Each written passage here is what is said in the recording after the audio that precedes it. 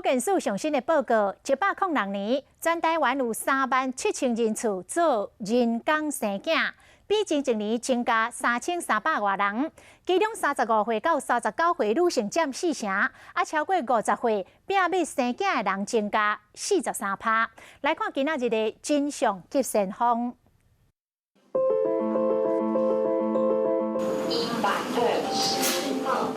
妇产科门诊订号一日开，就要迎接几百位看诊的人。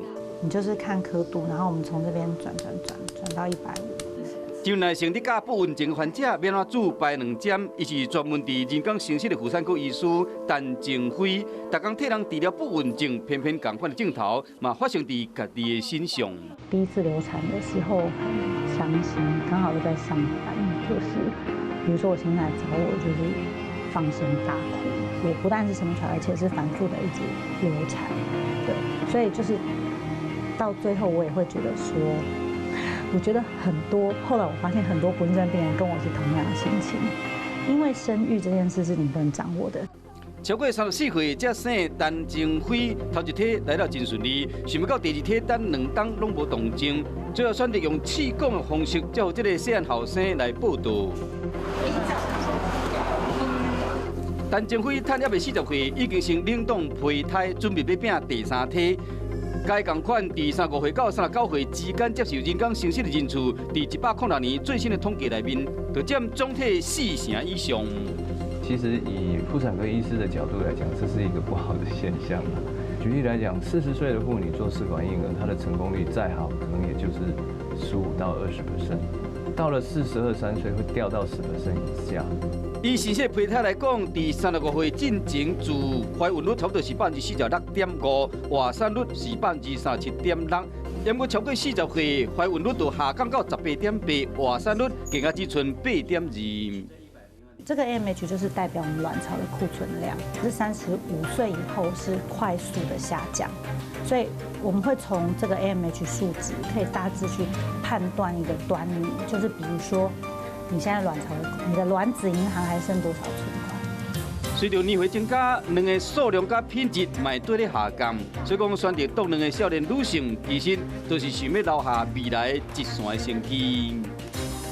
我之前26岁，就是大概4年前，那时候指数大概有10点多，但是就是去年10月的时候，大概只剩下一半，大概剩下5点多、4点多，想说不行，不能再拖了，这件事情势必一定要赶快进行，所以才选择冻卵，就至少说先把卵子的年龄停留在现在30岁这个年纪。 冻卵进前，爱先煮排2针，经过差不多1礼拜以后，才好度进行取卵的手术。取出来的卵子呢，会送到这个地方，在这个地方呢，来寻找滤泡液。那这就是卵子的部分，那外面这些就是一些卵球细胞。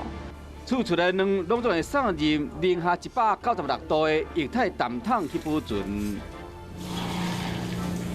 每一个载体都承载着一个生命的希望，也代表着每一个女性想要孕育下一代、成为母亲的愿望。当我们在几秒钟，我们就会放进来。要处理的胚胎或是卵或者是精子很多，所以最怕的是搞错，就是错误的配对啦。一定要2个人以上去做一个核对。 今麦透过生殖科技，随时会使决定家己传宗接代人生的时间表。这个关键的转捩点，其实就是35年前，台湾头一位气管的红婴儿诞生的这个时刻。这个被大家期盼了9个多月的医学奇迹，在下午3点26分的时候呱呱坠地。 35年后的今仔日，气管囡仔已经变成治疗不稳定、真普遍的生殖技术。今日伫106年度，透过人工生殖诞生的红婴，就占总数的4.91%，差不多是每100个红婴有5个是气管的。大家或许认为说医学非常的进步，其实医学在进步，也没有办法去对抗自然的老化了。 依照国健署的定义，女性生育上介好的年岁是伫34岁进前，一旦进入高龄产后阶段，有生的难度甲囡仔缺陷的风险就会对咧提悬。所以讲，想要拥有健康囡仔的翁某，建议量早采取行动，和这个送子鸟早早来报道。